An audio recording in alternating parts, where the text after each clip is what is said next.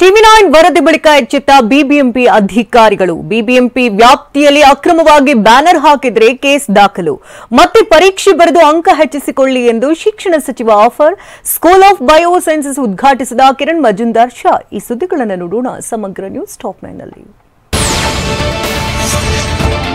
ಬೆಂಗಳೂರಲ್ಲಿ ಮಳೆಯಿಂದ ಧರೆಗೆ ಉರುಳಿದ ಮರ ತೆರವುಗೊಳಿಸದ ವಿಚಾರವು ಭಾರೀ ಸಂಚಲನ ಸೃಷ್ಟಿಸಿತ್ತು. ಟಿವಿ9 ವರದಿ ಬಳಿಕ ಬಿಬಿಎಂಪಿ ಅಧಿಕಾರಿಗಳು ಎಚ್ಚೆತ್ತುಕೊಂಡಿದ್ದಾರೆ. ಮಳೆಯಿಂದ ಬಿದ್ದ ಮರಗಳ ತೆರವಿಗೆ ತಂಡ ರಚಿಸಿದ್ದು 28 ವಿಧಾನಸಭಾ ಕ್ಷೇತ್ರಗಳಲ್ಲಿ 28 ಮರ ಕಟಾವು ತಂಡ ನಿಯೋಜಿಸಲಾಗಿದೆ.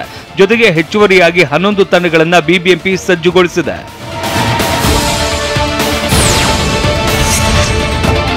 ಮರಗಳ ತೆರವಿಗೆ ರಚಿಸಿರುವ ಪ್ರತಿ ತಂಡದಲ್ಲಿ 7 ಕಾರ್ಮಿಕರು, ಓರ್ವ ಮೇಲ್ವಿಚಾರಕರನ್ನ ನಿಯೋಜಿಸಲಾಗಿದೆ. ಈ ಸಲ 5 ಬೈಕ್ ತಂಡಗಳನ್ನ ಬಿಬಿಎಂಪಿ ನಿಯೋಜಿಸಿದೆ. ಮರ ತೆರವು ಬಳಿಕ ಸಂಗ್ರಹಿಸುವುದಕ್ಕೆ 8 ಡಂಪಿಂಗ್ ಯಾರ್ಡ್ ನಿರ್ಮಾಣ ಮಾಡಿದ್ದು ಬಿಬಿಎಂಪಿಯ ಅರಣ್ಯ ವಿಭಾಗದಿಂದ ಮರ ತೆರವಿನ ಮೇಲ್ವಿಚಾರಣೆ ನಡೆಯಲಿದೆ. ಇನ್ನು ಮೇ 6ರಿಂದ ಮೊನ್ನೆವರೆಗೆ 271 ಮರ ಹಾಗೂ 483 ರೆಂಬೆಗಳು ತೆರವುಗೊಳಿಸಲಾಗಿದೆ. ನಿಮ್ಮ ಉಬ್ಬಿದ ರಕ್ತನಾಳಗಳ ಸಮಸ್ಯೆಗೆ ಎವಿಸ್ ಆಸ್ಪತ್ರೆಯಲ್ಲಿ ಕೇವಲ 30 ನಿಮಿಷದ ಲೇಸರ್ ಚಿಕಿತ್ಸೆಯೊಂದಿಗೆ ಮುಕ್ತಿ ಹೊಂದಬಹುದು.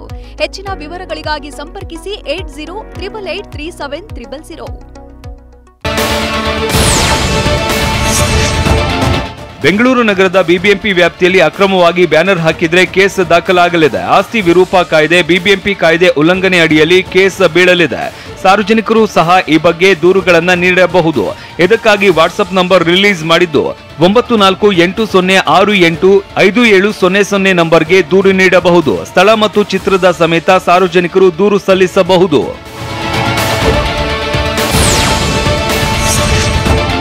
ಜಸ್ಟ್ ಪಾಸ್ ಆದ ಮಕ್ಕಳು ಮತ್ತೆ ಪರೀಕ್ಷೆ ಬರೆದು ಅಂಕ ಹೆಚ್ಚಿಸಿಕೊಳ್ಳಿ ಅಂತ ಶಿಕ್ಷಣ ಸಚಿವ ಮಧು ಬಂಗಾರಪ್ಪ ಸಲಹೆ ನೀಡಿದ್ದಾರೆ.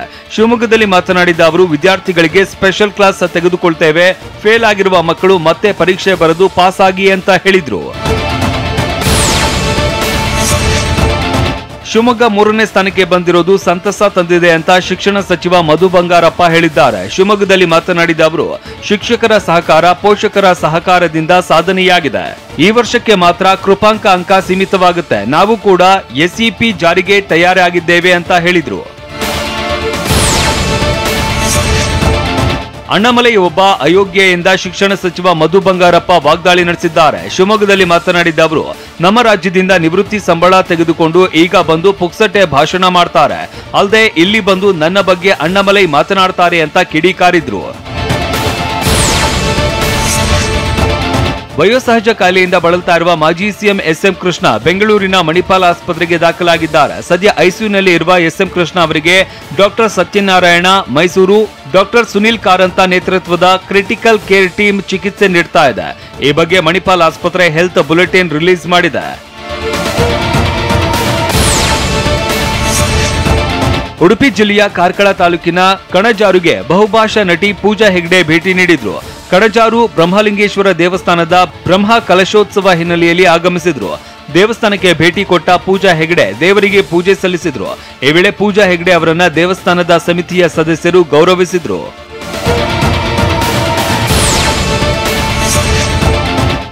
ಬೆಂಗಳೂರಿನ ಚಾಣಕ್ಯ ವಿಶ್ವವಿದ್ಯಾಲಯದಲ್ಲಿ ನಿನ್ನೆ ಕಿರಣ್ ಮಜುಂದಾರ್ ಶಾ ಅವರು ಸ್ಕೂಲ್ ಆಫ್ ಬಯೋ ಸೈನ್ಸ್ ಉದ್ಘಾಟನೆ ಮಾಡಿದರು. ಈ ವೇಳೆ ಮಾತನಾಡಿದ ಅವರು, ಬಯೋವಿಜ್ಞಾನ ತಂತ್ರಜ್ಞಾನವು ಹೇಗೆ ಹವಾಮಾನ ವೈಪರೀತ್ಯ, ಮಾನವ ರೋಗ ನಿಯಂತ್ರಣ ಹಾಗೂ ಕೃಷಿ ತಂತ್ರಜ್ಞಾನದಲ್ಲಿ ಸಹಕಾರಿಯಾಗಿ ನಿಲ್ಲಬಹುದು ಅಂತ ಹೇಳಿದರು. ಇದೇ ವೇಳೆ ಕುಲಾಧಿಪತಿ ಪ್ರೊಫೆಸರ್ ಎಂಕೆ ಶ್ರೀಧರ್, ಉಪಕುಲಾಧಿಪತಿ MP Kumar, school of biosciences dean professor HS Subrahmanya, NCBS director professor Shashidhar, ಮುಖ್ಯ ಕಾರ್ಯನಿರ್ವಹಣಾಧಿಕಾರಿ ನಾಗರಾಜ್ ರೆಡ್ಡಿ ಉಪಸ್ಥಿತರಿದ್ದರು.